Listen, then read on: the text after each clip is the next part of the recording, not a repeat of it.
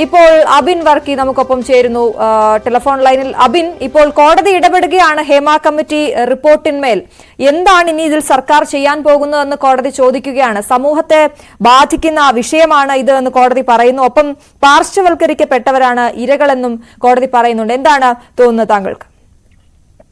സർക്കാർ ഇതിനകത്ത് തുടരുന്ന ഒളിച്ചുകളിയുണ്ട്. ആ ഒളിച്ചുകളി വളരെ വ്യക്തമായിരുന്നു.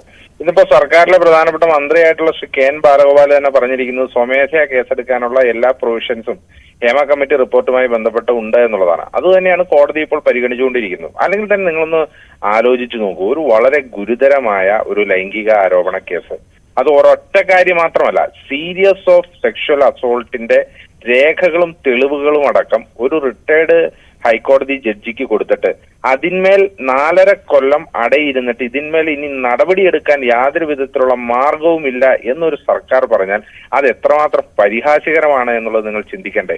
കാരണം ഇത് വളരെ വ്യക്തമായിട്ട് ആ റിപ്പോർട്ടിൽ തന്നെ 66 പേജ് മുക്കി ഉന്നതരായ ആളുകളെ രക്ഷിക്കാൻ നോക്കിയ ഈ സർക്കാർ നടപടി, ആ 66 പേജ് മുക്കിയിട്ടും പേരുള്ള ആള് മന്ത്രി കെ വി ഗണേഷ് കുമാർ ഇപ്പോഴും മന്ത്രിസഭയിൽ ഇരിക്കുകയാണ്. അത് ഒന്നാമത്തെ കാര്യം.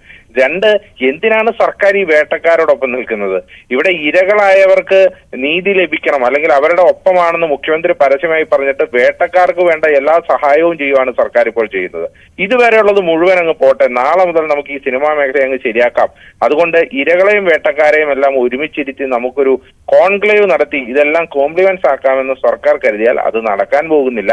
അതിന്റെ ആദ്യപടി തന്നെയാണ് കോടതിയുടെ ഈ ഇടപെടൽ. ഞങ്ങൾ അടക്കം പരാതികൾ കൊടുത്തിട്ടുണ്ട്. ഇപ്പോ മന്ത്രി ശ്രീ കെ എൻ ബാലഗോപാൽ പറഞ്ഞത് സ്വമേധയാ കേസെടുക്കാം, അല്ലെങ്കിൽ ആർക്ക് വേണമെങ്കിലും പരാതി കൊടുക്കാമെന്നാണ്. അങ്ങനെയാണെങ്കിൽ ഞാൻ തന്നെ 2 പരാതി വ്യക്തിപരമായി കൊടുത്തിട്ടുണ്ട്. ഒന്നാമത്തെ പരാതി ഹേമ കമ്മിറ്റി റിപ്പോർട്ടിൽ പ്രതിപാദിച്ചിട്ടുള്ള സെക്ഷൽ അസോൾട്ടിനെതിരെ കേസെടുക്കണമെന്ന് ആവശ്യപ്പെട്ടുകൊണ്ടും, രണ്ടാമത്തെ പരാതി ശ്രീ കെ വി ഗണേഷ് കുമാറിന്റെ പേര് ഡയറക്റ്റായി പറയുന്ന ഹേമ കമ്മിറ്റി റിപ്പോർട്ടിൽ കെ വി ഗണേഷ് കുമാറിനെതിരെ അന്വേഷണം നടത്തണമെന്ന് ആവശ്യപ്പെട്ടുകൊണ്ട് 2 പരാതികൾ ഞാൻ തന്നെ സമർപ്പിച്ചിട്ടുണ്ട് യൂത്ത് കോൺഗ്രസിന് വേണ്ടി. അപ്പോ തീർച്ചയായിട്ടും സർക്കാരിനെതിരെ നടപടികൾ എടുക്കാൻ പറ്റും, സർക്കാരിന് ഇതിനകത്ത് നിയമ നടപടികളിലേക്ക് പോകാൻ പറ്റും.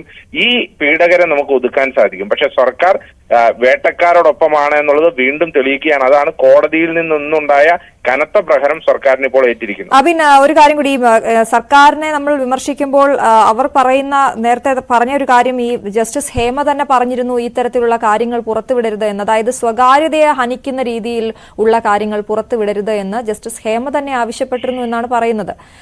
അതൊരു തടസ്സമാകും ഇനി മുന്നോട്ടുള്ള പോക്കിന്? അതായത് ജസ്റ്റിസ് ഹേമ കമ്മിറ്റി റിപ്പോർട്ടിൽ പറയുന്ന പ്രധാനപ്പെട്ട കാര്യം, ഇത് പുറത്തു വിടുമ്പോൾ സ്വകാര്യതയെ മാനിക്കണം. എന്താണ് ഈ പുറത്തു വിടുമ്പോൾ സ്വകാര്യതയെ മാനിക്കണം എന്ന് പറഞ്ഞാൽ ഇരയുടെ പേര് വെളിപ്പെടുത്തരുത്. അതാണ് സുപ്രീം കോടതിയുടെ ഡയറക്ഷൻ.